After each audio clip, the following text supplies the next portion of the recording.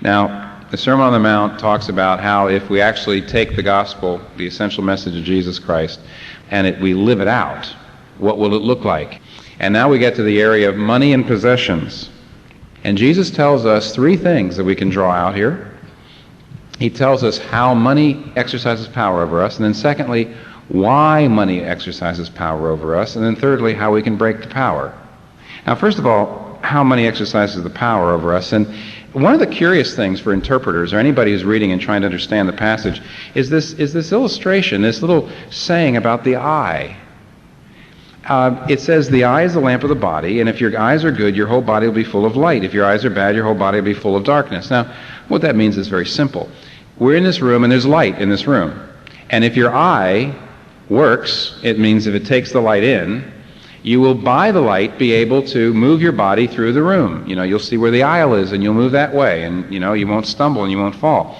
And all this saying is basically pointing out is if your eye isn't working, even though there's a lot of light all around the rest of your body, your whole body is, in a sense, is in the darkness. If your eye's not working, there's a sense in which there's no other part of your body that can see or take light in and see. So if your eye's not working, your whole body's in darkness, whether or not the whole room's flooded with light, see. In Luke 11 and 12, Jesus uses the same discussion, this illustration, the eye is the lamp of the body. If your eye is dark, your whole body is dark. And he also talks about money. Again, it's connected. And when you get into Luke 12, you see, after he talks about the eye and the lamp, he says, so watch out for greed. That's in Luke chapter 12. He says, watch out for greed. He's saying that greed and materialism is an inordinate desire or dependence on money and material things. The materialism has the peculiar effect of blinding you spiritually, of distorting the way you see things. It has a power over the way you see everything. Now, what do I mean by that? All right, well, let me give you some examples. First of all, for example, materialism has the power to blind you to materialism. Some years ago, my wife, Kathy, noticed that I was doing a series of monthly morning breakfasts. I was speaking in a men's breakfast once a month on the 7 deadly sins. And the 7 deadly sins have lust, and they have pride, and they have envy, and they have anger, and so forth. And, of course, one of the 7 deadly sins is greed. And Kathy says, now, are they advertising these things? I mean, are they saying, here's the subject, and then people are bringing their friends? I said, yeah, right, they're advertising. He says, so they'll know when greed, the month that you're speaking on greed. I said, right. She says, watch, the attendance is going to drop. It's just going to go down. They're not going to come out to hear about greed. And she was right. She was right. It was the worst ended of all of them. And I thought about that. Why? I'll tell you why. It's not that they were hostile. It's not that people said, oh, that's a terrible idea. I don't want to talk about greed. I don't want to hear about greed. Oh, no. Everybody was just so absolutely sure it's not true of them. See, this is different than the other sins. This is why Jesus says this is an eye sin. This darkens your eye spiritually.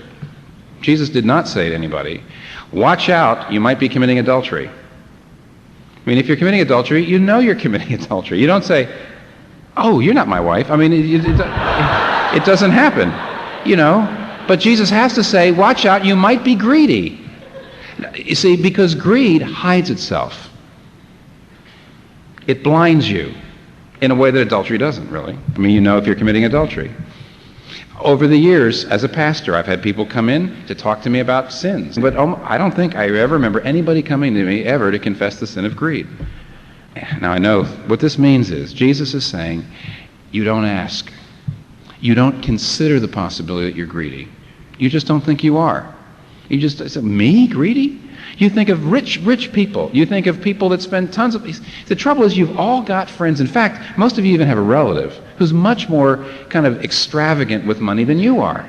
And that's all it takes. All you got to do is know somebody who's really greedy, and you don't even think that you're greedy. You wouldn't even consider the possibility that you're materialistic. If you're there tonight and you say, well, this is not a problem of mine, that's a very bad sign. Jesus is saying, watch out, this is a sin of the eye. It darkens your eye.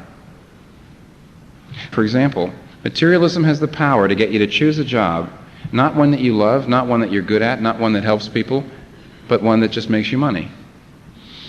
You do it because it'll get you to a certain status in life. And you choose the job on the basis of that. You know, for 5 to 10 years, the adrenaline can keep you going, and then after a while, you just find yourself empty inside. Why did you choose the job? Your eye was dark.